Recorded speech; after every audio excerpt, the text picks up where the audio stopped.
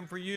We're eager to get started, but let's do a few things first. I do want to say thank you to our greeters, those who served at the front being a welcoming face, Maha Witherington, Kelly Fleming, Susan Johnson, and Eric Yarborough, and most importantly, Hank the dog, who was there greeting everybody today. We're grateful for your service. We want to ask to come to the stage Jay Gadberry, who will lead us in the prayer, pledge, and four-way test, followed by Pamela Smith, who's going to be helping us with the introduction of two new guests. So come on, Brother Jay.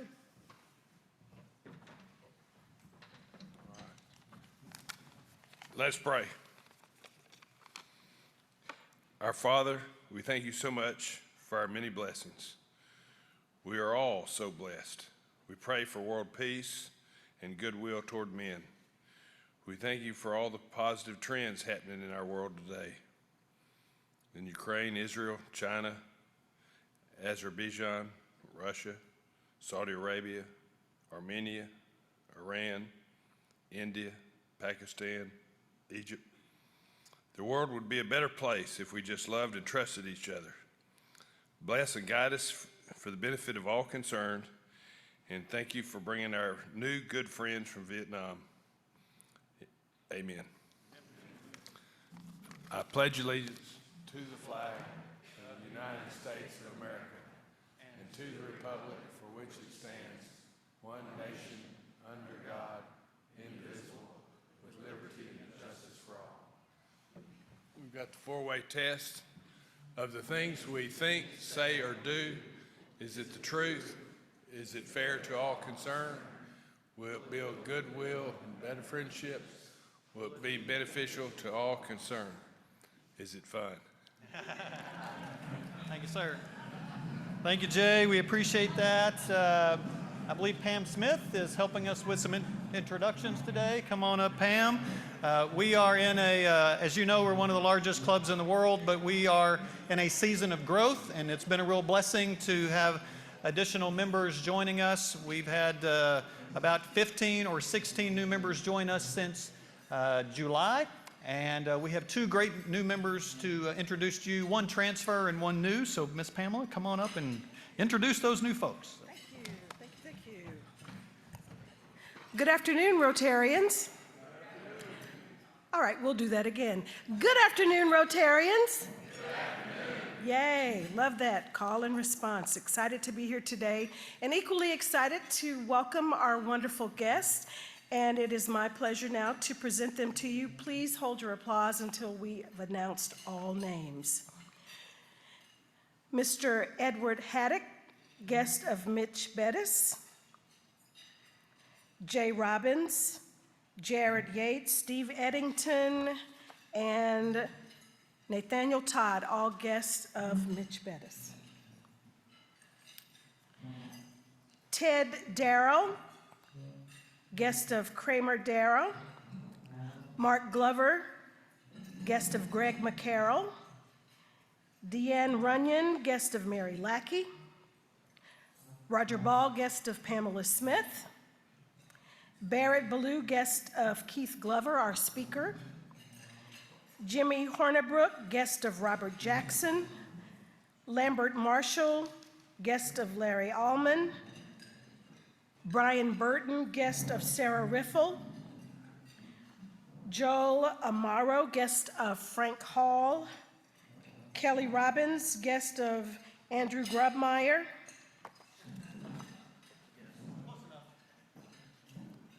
I apologize.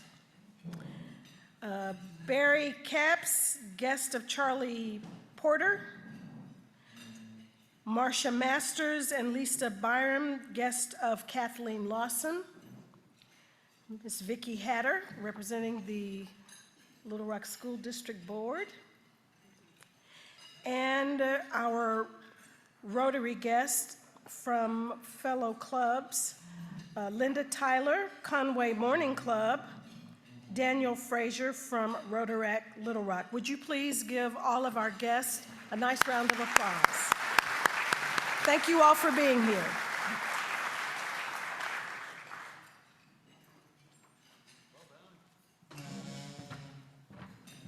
Awesome. We love those guests, and we're thrilled that you're here. And you're welcome to come back. We would love to have you on a regular basis. Also now introducing these two new members I was alluding to a minute ago, Miss Susan Blair. Come on down, Susan, to add 2 new members to our fold. Come on down. Yes, we are very excited about our new members that we're introducing today. Is Dr. Reva Brown here? I haven't seen her. Oh, okay. Come on up, Reva. So Reva joins us from the Conway Rotary Club. In January of this year, Dr. Brown was named the Executive Director for the American Red Cross Greater Arkansas. Her career with the Red Cross began in 2023 when she deployed to Guam for Typhoon Mawar. She advanced from a disaster relief volunteer to a local board member, and she received the 2024 Outstanding New Board Member Award. Dr. Brown joined the University of Arkansas at Central Arkansas. Let me say that again. She joined UCA 12 years ago, where she served as Associate Professor of Public Relations, Global Learning Specialist, and Academic Coordinator. She continues to teach at UCA as an adjunct professor. Dr. Brown's global humanitarian efforts have taken her to Rwanda, Senegal, and Turkey, and she led the first collegiate chapter of the Syrian Emergency Task Force at UCA. Her work in Senegal was recognized last year when she received the Winrock International Farmer to Farmer Volunteer of the Year Award. But that's not the only award that was bestowed on Dr. Brown in 2024. She received UCA's Public Service Award for Faculty Excellence and UCA's first Global Learning Faculty Leader of the Year Award. Early in her career, Dr. Brown worked in journalism and public relations. As a newspaper reporter, she covered natural disasters and wrote about Hurricane Katrina.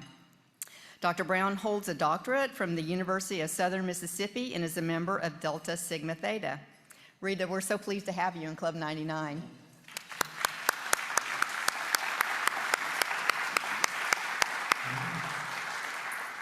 And our next new member is Dr. Jeffrey Norfleet, sponsored by Mitch Bettis. Dr. Jeffrey Norfleet serves as the president of Shorter College, overseeing the daily operations, leadership, and vision for the college.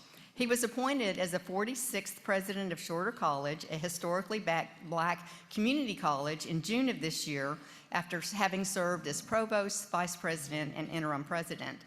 He is the youngest president of all the historically black colleges and universities in the country. He has an extensive background in higher education, serving in both academic and administrative roles. Prior to joining Shorter, Dr. Norfleet was with Trevecca Nazarene University in Nashville, Tennessee, where he served as the Executive Director of Institutional Effectiveness, Assistant Professor of Leadership Studies, and the Director for the Quality Enhancement Plan. With 14 years' experience in higher education, Dr. Norfleet's journey also includes roles on the Tennessee Board of Regents and as the Director of Academic Affairs for the Tennessee Higher Education Commission. In these capacities, he championed the development of new academic programs, coordinated off-campus instruction, guided the accreditation process, and spearheaded initiatives aimed at enhancing the success of black males in higher education. Dr. Norfleet earned his Bachelor of Science in Humanities and Master of Education in Curriculum and Instruction at Tennessee State University. He holds a Doctorate of Education in Leadership and Professional Practice from Trevecca Nazarene University. Dr. Norfleet is married with 3 children, and he's a proud member of the African Methodist Episcopal Church and Kappa Alpha Psi. Dr. Norfleet, we are so glad that you've chosen to join Club 99.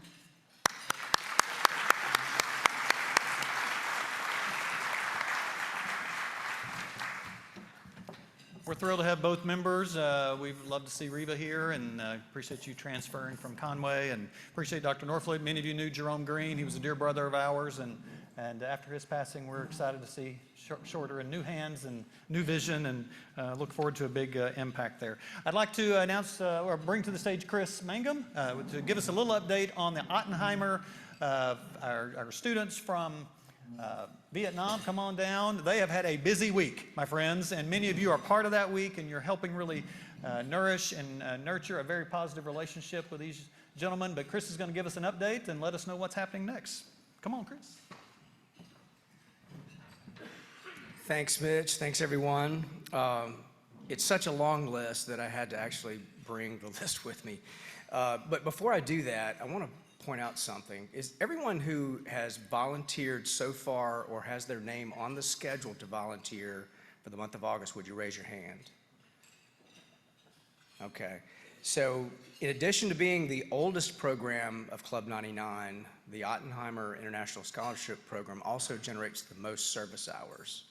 We were doing some math over the weekend, and we now estimate that the Ottenheimer program will generate about 650 service hours during the month of August. So that doesn't include preparation and all of that. Many of you are a big part of that, and I want to thank you. We have kept them very busy. Let me just give you a little sample. I sent out an email to the Ottenheimer committee. We've wrapped up the first week. I guess technically wrapped it up Sunday, but I'm going to include a little update on a meeting we had yesterday too. So Ting and Wind have explored downtown Little Rock, Bryant, Benton, Saline County, thank you Maha, visited an indoor soccer facility, a Walmart Supercenter, and Costco, shot their first gun at Jay Gadberry's hunting property. And he scared the heck out of them before they went out there. They were expecting bears and panthers and all kinds of stuff. So. They witnessed the Guitar Wars amateur guitar competition downtown. They hiked up Pinnacle Mountain Sunday morning.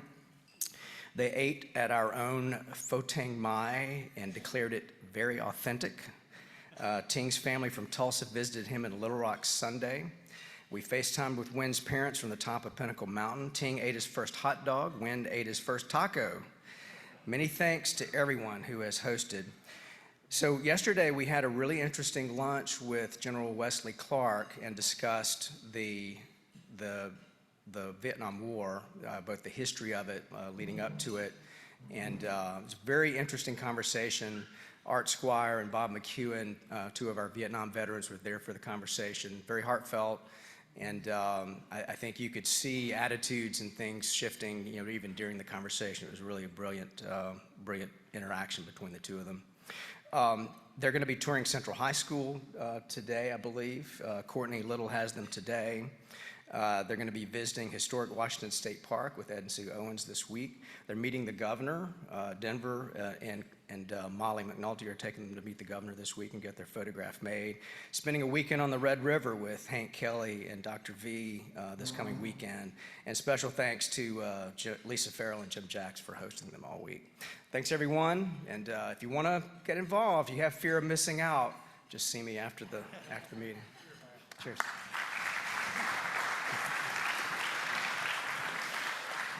Last year, our total service hours in the club were roughly 1,200 cumulative hours, and you can see how much of this, with roughly half of that going to the Ottenheimer initiative, how many people are part of that, how much of your lives you've poured into this journey, and it really fits part of Rotary's global mission of fostering peace, goodwill, and understanding. And although we do so many things locally to drive a better community, this part globally is really an important part. We're grateful you two are here and teaching us as much, hopefully, as you're learning as well. So they will be our program next week. I think you're going to enjoy that. I think you're going to hear some early revelations of what I thought Arkansas would be and what I got.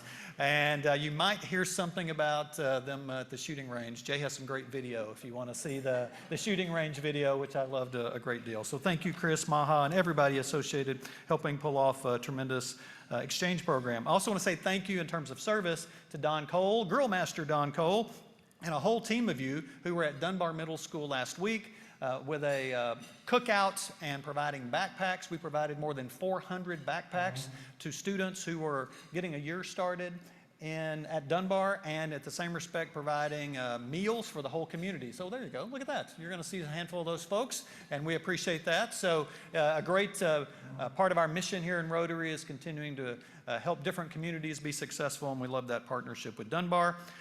Also, I would point to the QR code on your table. That is a list of our upcoming programs. My hope is you scan it right now, go ahead, and then text that to a friend, because you're going to find somebody in your mind, right a minute, oh, that program is coming. This person ought to be in the room to hear that program and get introduced to Rotary. So we have built this QR code for you to do that. So please take a moment to scan that, see the upcoming programs, and text that to somebody who you know would be who would value that program. We also, as I mentioned, we have a lot of new members coming into Club 99, which is tremendous.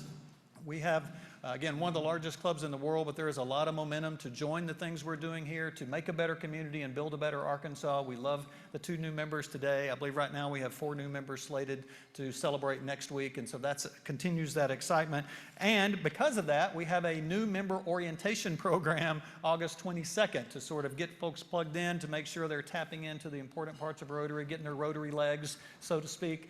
And we appreciate Melissa Hendricks and Kristen Nicholson coordinating that orientation luncheon on August 22nd. And this is a little bit of a reminder. This came up last week. We had a member who had suddenly stopped getting emails from Karen and the Rotary office. You should be getting 2 emails a week from Karen. If you're not, almost exclusively, they're falling into your spam filter. So if you're not getting 2 emails a week, you should check spam. And if you still don't see them, check in with Karen, because we want to make sure you're updated with all the things that are going on, and that we can make sure you feel plugged in. All right, I think we are moving on along. We are excited about the program today. Our theme this year is Building a Better Arkansas, focusing on people, individuals, governments, and companies who are doing something extraordinary to make tomorrow a little better than today. And I'm thrilled that this next speaker is here. We've known each other for a long time. He's a former Rotary president and runs an extraordinary company and all-around good dude. We're going to invite Ellen Cockrell to the stage to do a formal introduction, and I think you're going to hear about a whole team of men and women across our state who are building a better Arkansas every day when he talks about the Arkansas rice industry. So Ellen, come on up and get our program started. How about a hand for Ellen Cockrell? Woo-hoo!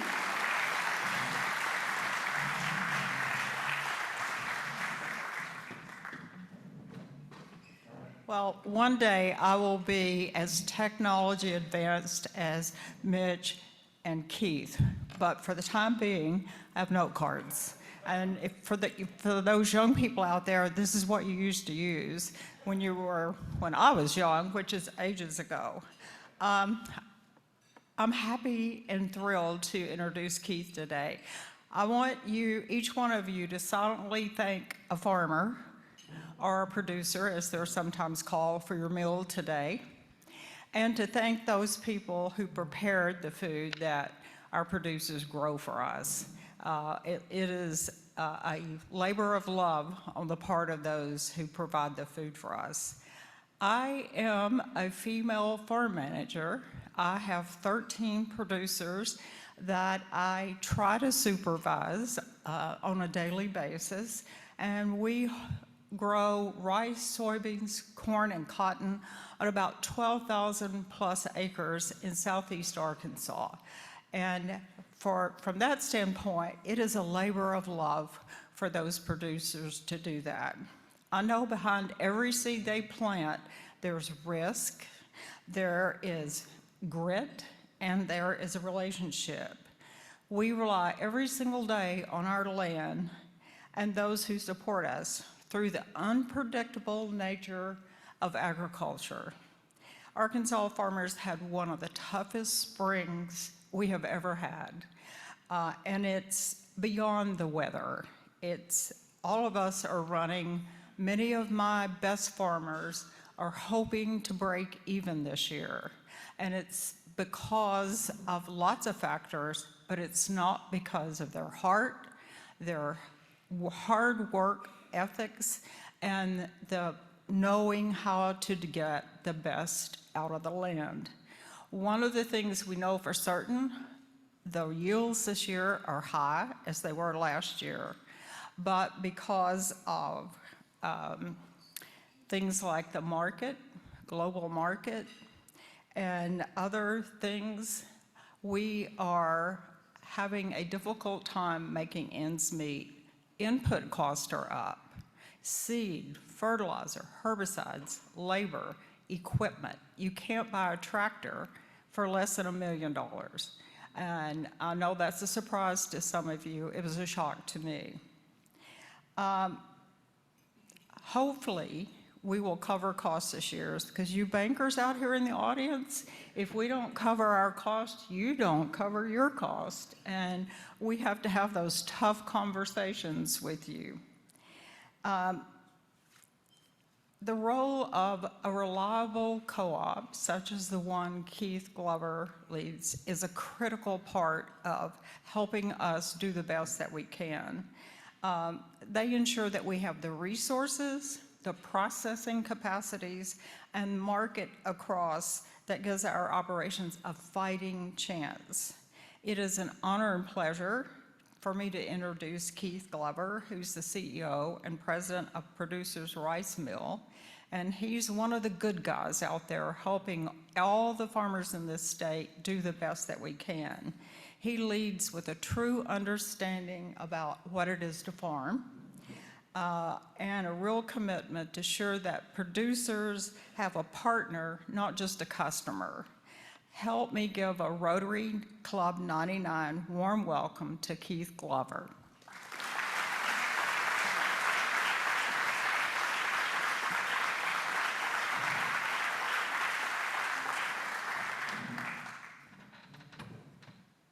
Thank you, Ellen, and appreciate that introduction. Also appreciate, I don't know who was responsible for the lunch today, but you made me feel at home.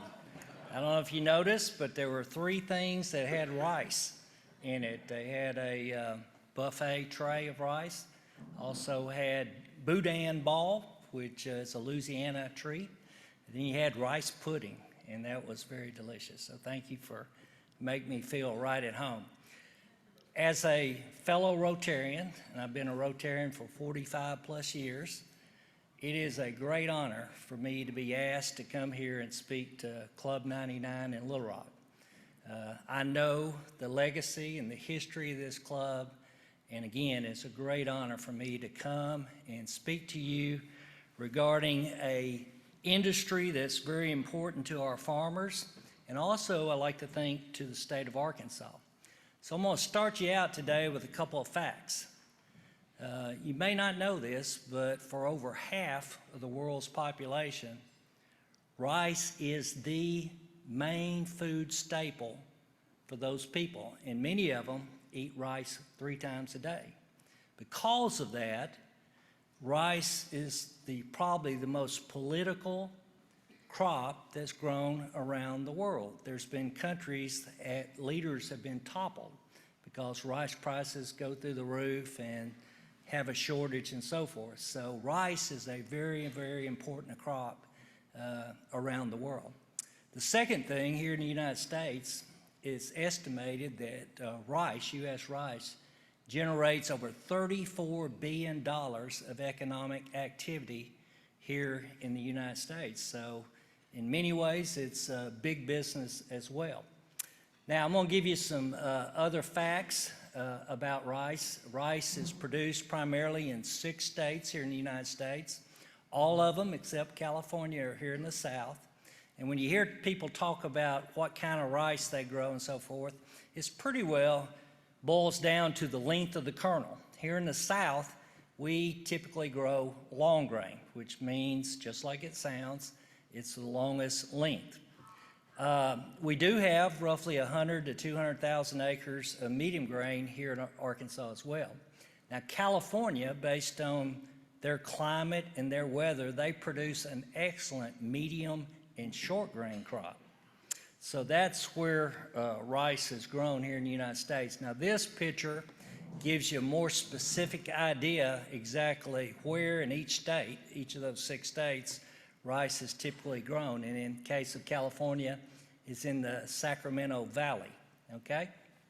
Now, I know, being an Arkansan my entire life, we are very competitive, especially with our sports teams. And it was really heartbreaking when our Razorbacks came so close in Omaha in June. I'm still having a tough time getting over that. But one thing that all of us in Arkansas can be proud of, when it comes to rice production, we are, without a doubt, number 1, okay? We're number 1 by a wide margin. In recent years, we typically produce anywhere from 48 to 50% of the country's rice. And the next closest state is generally California, at somewhere between 16 and 20%. And then we have our friends down in Louisiana. that typically grow about 15 to 16%. Isn't it nice when we make a comparison with our friends in Louisiana, especially the ones that like that purple uniform or purple shirt, that there is no way they're going to catch us or beat us when it comes to rice production. This is a slide that is an Arkansas map by county, and it shows you every county that grew rice in 2024. And you may be surprised that 39 of our 75 counties had rice grown in it in 2024. So rice affects more of a state than you may even imagine. Now, we have just kicked off our 2025 rice harvest. Each day, we're starting to take in a little bit more rice. And by 3 o'clock today, our organization will have its first 1 million bushels of new crop rice. That's the first of 45 million. So we're just getting started. It's going to ramp up from here and peak in about the middle of September. It's also great that these rice fields, same rice fields, once they're cut, a lot of them will be flooded up, and that contributes to another industry that Arkansas is #1 at, and that is mallard ducks. Without a doubt, the largest number of mallard ducks harvested is in Arkansas. Many of our farmers will flood up their fields. It makes the perfect habitat, winter habitat for these migrant ducks. It's estimated that 1/3 of the nutrition in the winter months comes from the rice fields. And it's also estimated it generates over $4 million of economic activity daily during the duck season here in the state of Arkansas. Arkansas, when you look at how many acres are devoted to rice, typically if you look at the last 10 years, it ranges between 1.1 and 1.5 million acres. Now this year, going in, we thought we would see another 1.4 million plus. But as Ellen mentioned, the weather has thrown us a curveball this year. And in the first week of April, many of the counties in northeast Arkansas received anywhere from 10 to 12 inches of rain. Some of those fields were planted in rice, and the water flooded it, washed it out. A lot of the streams, most of the streams and rivers in northeast Arkansas came out of the bank, and many of the farm in the ground, the water didn't recede until sometime in May. So that ground will not be planted in any crop this year. So it's been a very difficult year for our farmers in general. Now, Mitch asked me to speak a little bit about Producers Rice Mill. So I've got a few slides regarding producers. We were formed in 1943 in this month, and 55 area farmers on the Grand Prairie around Stuttgart came together and they raised $137,000. They took that money and used $125,000 of it and purchased the assets of the old Standard Rice Mill, which was an operating mill there in Stuttgart. According to the records, the very first year they milled 516,000 bushels. Today, the modern Producers Rice Mill, it takes us less than 3 days to do that same volume. So we have grown a lot in the last 82 years. As far as our membership, the vast majority of our membership of a little over 2,000 farmers are here in Arkansas. Our second largest group is over in Mississippi. We have quite a few farmers in northeast Louisiana and then a handful in Missouri. To give you some idea how big we are in the industry, on the 2022 crop, we processed and milled roughly 61 million bushels, which was almost identical what the entire state of Louisiana produced. And you could add the production that year for Texas, Missouri, and Mississippi, and we would be within 10% of the total of those 3 states. So we are a big player in the U.S. rice industry. There's only one organization that's bigger than us, and that's our neighbor in Stuttgart, and that's Riceland Foods. Stuttgart is by far our biggest operation, but we have 11 satellite drying, receiving, and storage facilities throughout eastern Arkansas. And this is what I call the producer's map. Everywhere you see a white dot is where we have one of those storage facilities. And the triangle is here in Little Rock, and I'm going to explain more about that in just a few moments. We have 2 mill sites, Stuttgart and Greenville, Mississippi. We also have a rice flour mill located in Stuttgart. This is a picture of our, what we call our regular, some people call it the white rice mill. And if you've ever had rice at a Chinese restaurant, PF Chains, Chipotle, Panda Express, this mill would produce the brown rice or the white rice, okay? We also have in Stuttgart a parboil plant. Parboil means partially boiled. So while the rice is still in the hull, we actually soak it in hot water for over 3 hours, and then we run it through a pressure cooker, okay? And in that process, a lot of the starch, which makes rice sticky, is extracted, okay? We later dry that rice down to roughly 12%, let it set a few days, and then we'll mill it. This rice will cook up fluffier. And if you had any of the rice, the white rice that was in the tray, not only was that parboil rice, but that was rice from our mill. I checked and it came from Cisco, which we're a supplier of Cisco. But that was our rice. That's parboil rice. It's fluffy. If you've ever had any rice from Ben's Original, which used to be called Uncle Ben's, nearly all of their rice starts out with parboil rice. This is our facility in Greenville, Mississippi. The best thing about this facility, you can't really make it out too much, but it's right next to a natural lake called Lake Ferguson. This is our export mill. About 35 to 40% of our receipts at producers will be exported. And that's what this mill does. We can mill the rice at both a regular and a parboil plant. We can convey the rice into a river barge. The Mississippi River is only a half a mile from our facility. So it's taken out there on the Mississippi River at catch a tow, go into the New Orleans area. From there, it'll find a port and it'll be offloaded on an ocean vessel. We have shipped rice literally around the world from that facility. Africa, Middle East, Europe, the Caribbean. We've actually shipped rice going into Cuba out of that facility.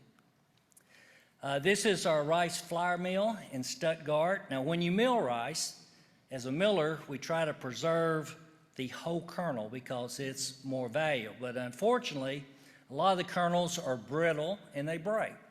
So we take the highest quality brokens and we send it to the flour mill and we grind it into a powder. And this is really exciting. Rice flour is now used in a lot of ingredients, foods, cereals, snack bars, baby formulas, you name it. I could almost give a Rotary program just on all the usage of rice flour in the marketplace. Now, the triangle is Little Rock. We actually own 50% ownership in a facility at the river port of Little Rock out here next to the airport. This is our instant plant. And over 10 years ago, we were in business with Sage 5 Foods. And a little over 10 years ago, Sage decided they wanted to take their money and their expertise and focus more on the frozen rice business, which is on the right side of that building. Now, it just so happened that at that time we heard that our neighbor, Riceland, was interested in getting in the instant rice business. So we went to Riceland. We formed a LLC called Best Rice, and since 2015, us and Riceland have been operating Best Rice as an instant plant. Now, you can just imagine when the word was announced in the industry that us and Riceland came together to form a business and we'll be working side by side, there was a lot of shock. But we did it because we wanted to work together and try to improve the returns of both of our farmers. I jokingly tell my friends that, you know, if us and Riceland can come together for the good of our farmers, who knows, maybe there's hope for Democrats and Republicans. doing the same thing.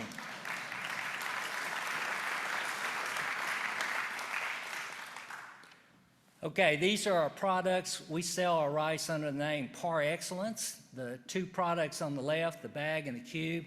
Food service. The rice you had today would have come out of one of those cubes. On the right is our retail bags, polyfilm bags, and that would go into groceries and supermarkets and club stores. So the last thing Mitch wanted me to talk about was how is the current president's effort and emphasis on increasing U.S. trade and also raising tariffs, how is that affecting the Arkansas and U.S. rice industry? So let me tell you, exports are very, very important to the U.S. rice farmer. Roughly 45% of what a farmer produces with regard to U.S. rice will be exported. So most years, depending on how strong or how weak that export demand is for U.S. rice, is largely going to dictate and determine what kind of price that farmer is going to receive for his rice or her rice in that given crop year. Now, one thing I think is really neat, going back almost 30 years, is a pie chart that shows you where we used to ship rice as an industry, the U.S. long grain industry. And you can see back in 96, 97, 53% of it stayed here in the Western Hemisphere. Now I'm going to click, and nearly 30 years later, that number's almost 90%. And there has been some years it's been over 90%. So what's going on there? What has driven this change? And really, for the environment, it's really better for us to be shipping to our neighbors instead of halfway around the world, so it's more environmentally friendly. Well, we have been the beneficiary of numerous trade agreements, free trade agreements that have dramatically helped us in U.S. rice. The very first one and the most important one was negotiated and signed by our very own President Bill Clinton, and that was NAFTA. That was the agreement with Canada and Mexico.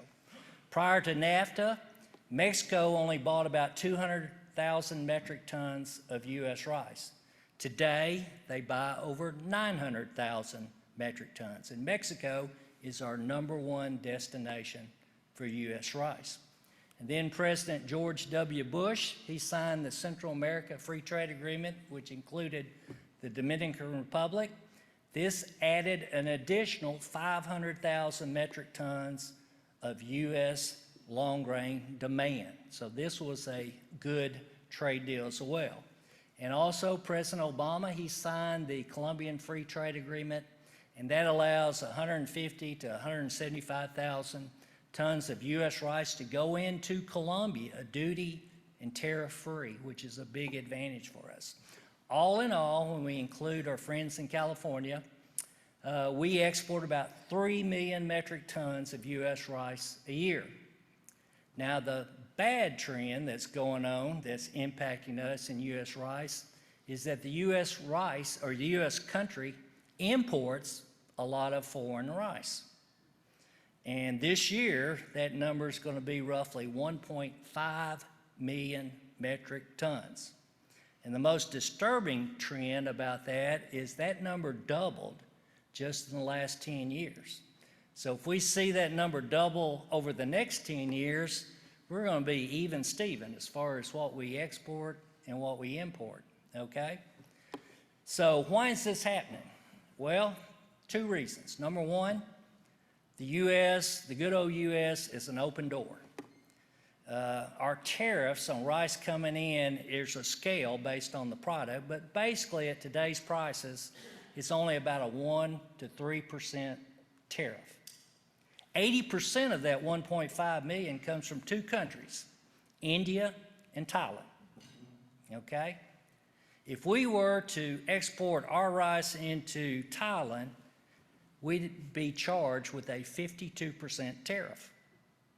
If we were to export our rice to India, depending on whether it's brown or milled rice, it would be either a 70 or 80% tariff.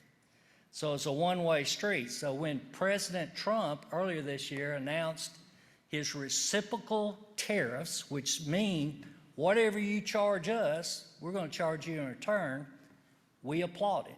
And we came out in support of his efforts. Us and the beef industry are about the only two. A lot of the other ag industries were nervous about how it may affect their exports, and they didn't quite get on board. But we did, and I think we're going to reap some benefits for doing that. And of course, if that 1.5 would shrink down to 1 million, the people that eat rice are going to continue to eat rice. So as President Trump had indicated, and as far as his plan and strategy, that 500,000 metric tons of rice would now be sold by U.S. rice farmers. So that's why we jumped on board. And quite frankly, in some of the trade negotiations, rice is becoming a prominent product that's being mentioned. This was an article on a trip that Ag Secretary Rollins took in mid-May to the UK. One time when I was quite a bit younger, we used to export 150 to 175,000 metric tons to the UK. Nearly all of it came out of Arkansas. Now we're only doing 10 to 20,000 metric tons. But rice was mentioned about trying to get U.S. rice duty-free into the UK, and I think it's going to happen. Another big announcement that came out when President Trump talked about Japan having some kind of agreement. Japan has agreed to buy an additional 75% of U.S. rice. Currently, Japan buys 300,000 metric tons a year. So another 75%, that's 225,000 metric tons. So that's big news, and when it happens, it's going to have a positive impact for our farmers as well. So with that, that's all my slides that I prepared. And Mitch, I don't know if we got time for Q&A. I love questions, so please don't hold back, okay? I got to watch these guys. They're in the same industry with me, but... I'll start over. They've got microphones moving around. Okay, good. Question is, countries like China and India, given their population and their consumption, how much do they produce versus they consume? And the second question is, does the quality of rice, or the type of rice, I should say, they consume make a big difference in their preference for U.S. rice versus their own rice, such as basmati? Yes, there's a lot of yeses to that. Let me answer the first one on the Indian production. Since the late 40s, China has been the largest rice producer in the world. In the early 2000s, the Indian leaders, political leaders, got very concerned because there was very few stocks in their government warehouses. And they were concerned with having 1.3 billion people in that country. They were concerned about a drought and what that may do to the supplies of food for their people. So they came up with a subsidy program where they effectively pay the input cost on about 75 to 80% of the inputs that the Indian rice farmers use. And their plan worked. The Indian farmers responded and started growing more and more and more, and their government surpluses kept going up. Well, now, just this past year, India has surpassed China as being the world's largest grower. And instead of taking the excess rice and making sure all their people are being fed, they're dumping a lot of that into the world market. They are now the world's largest exporter of rice. They make up 40% of the world's rice trade. And a year ago, when they were concerned about El Nino, they put a ban on export rice. They lifted that ban last September, and when they did, world rice prices dropped $200 a metric ton, or roughly 40%. So again, as far as their industrial or internal domestic supports, I admire them for making sure their people get fed. But when they subsidize their farmers way over what they're allowed under the World Trade Agreement, each country to be part of the WTO agrees to a certain limit of ag support. They are way the heck over. And whenever they overproduce and they start dumping rice into the world market, that's when they muddy up our creek. And we need to hold them accountable and get them to play within the rules that they agreed to in WTO. And we are talking to the U.S. Trade Representative about possibly filing a lawsuit against India in the World WTO Court, and that's something we're working hard and closely with USTR at USA Rice. Yes, sir. I love the idea of more exports. How much capacity do we have available, or growth opportunity do we have in this industry so that we could grow and meet that demand if we get these tariffs worked out? Yeah, that's a great question. Because of the glut that India has, you know, the world is kind of awash with rice right now. Even in the United States, our fiscal year ended July 31. USDA will finalize the final number of our carryout, but I think it's going to be 38 to 40 million hundredweights. The last time we were anywhere close to that was July 31, 2011, 14 years ago. So for the time being, we got plenty of rice, just like India's got plenty of rice, unfortunately. But, you know, again, I think we can service the extra demand. Now, the neat thing about Japan, if that happens, really happens, now pretty well all that rice will come out of California, but they're limited due to the water restrictions on how many acres they can devote to rice acreage. So they're going to have to give up 225,000 metric tons of business in order to service the Japanese market. And they're going to do it because the Japanese market is a premium market. Well, when they give up the equivalent of 225,000 metric tons, hopefully our medium grain farmers here in the Mid-South will pick up a lot of that business. So we do have room to service some additional demand.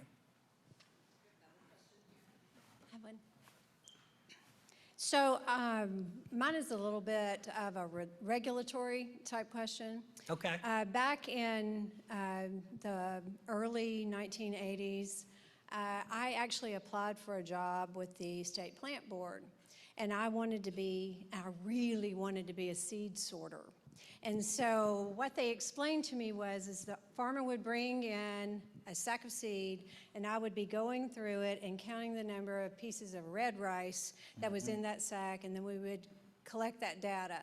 So unfortunately, I did not get that job, and one day I'll get over that. But so that was a lot of manual labor. That was a lot of conjecture from, you know, working that, and it wasn't an easy job, I could tell that.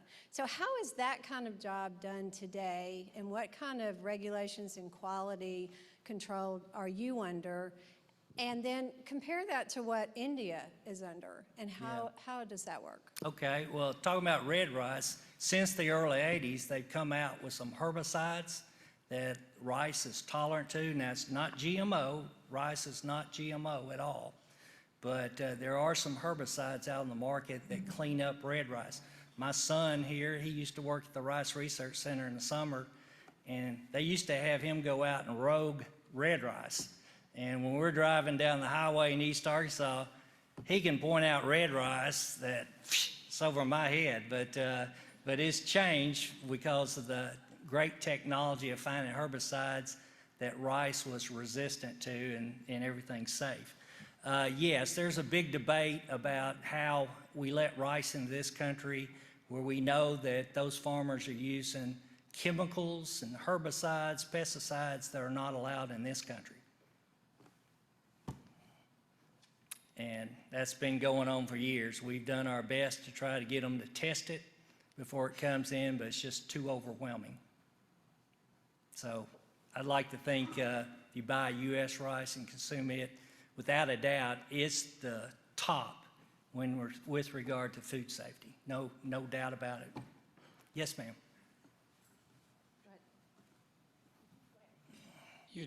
You talked about tariffs.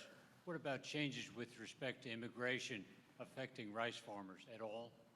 Well, if you look at immigration into our country, and thank you, Wayne, for that question, we've seen a lot of Hispanics. We've seen a lot of Asian people. So those people eat a lot of rice. So we have definitely seen an increase in per capita consumption of rice over the last 30 years. So that works quite well for us. It's just that we'd like to be selling more U.S. grown rice and less rice out of India or Thailand. Yes, sir. How you doing? Thanks for coming. I had the pleasure of living in Jonesboro for 14 years. Loved right in the foothills of Riceland. And one of the byproducts that a lot of people aren't aware of, and one of my favorite things from Riceland, is the rice bran oil. Mm-hmm. And can you talk a little bit about that? It's a great cooking oil. It's the best oil for cooking catfish in. I just want to point that out. I will agree, and full disclosure, we do not have a rice bran oil operation. Riceland pretty well has a monopoly in that category. That's why I love Riceland. Thanks. Yeah, there you go. There you go. I went to college at ASU in Jonesboro, and I love Jonesboro as well. If you want to know the healthiest rice to eat, and I'm a diabetic, is brown rice. And it's because of the bran layer. The bran has the most nutritional characteristics that you could have in eating rice. Now, most of our rice, we mill off the bran because of what the customer demands, and we sell most of our bran into the feed industry, feeding chickens, poultry, catfish pellets, livestock, you name it.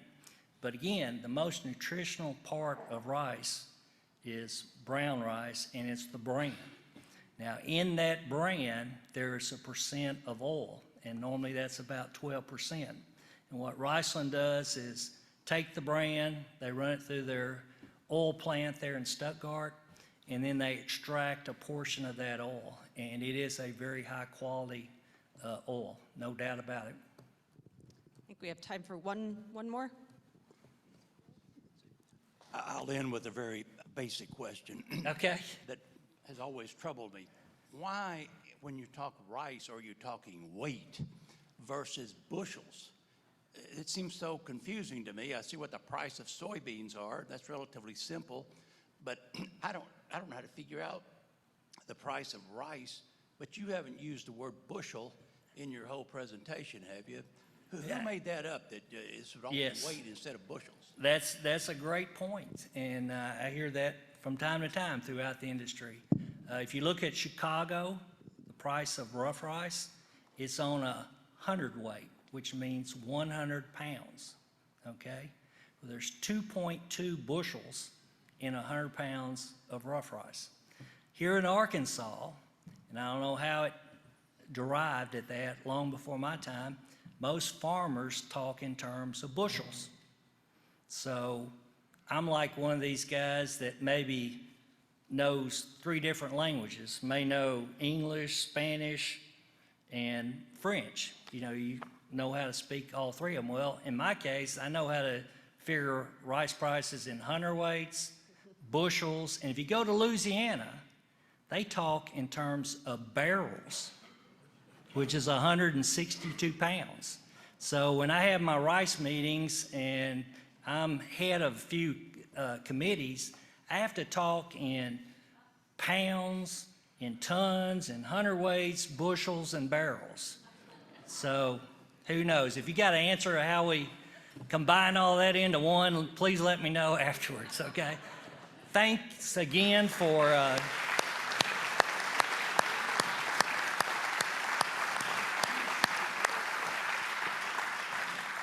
thanks again for your gracious hospitality, and I want you to remember one thing. May you always have a rice day, okay? Rice day.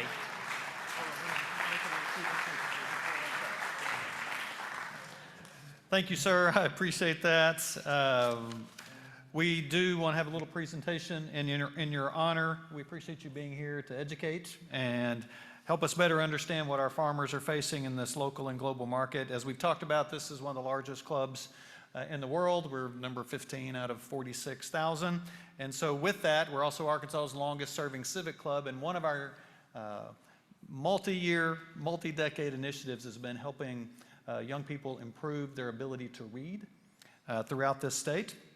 A couple years ago, the Arkansas Department of Human Services asked this club to be a partner in providing books for the juvenile justice centers around the state. The young men and women who have found themselves in a difficult set of circumstances were needing to kind of boost their own literacy, and we have a commitment this year to at least fill the libraries of 2 of those locations, one in Alexander and one in Harrisburg, not too, sort of by Jones.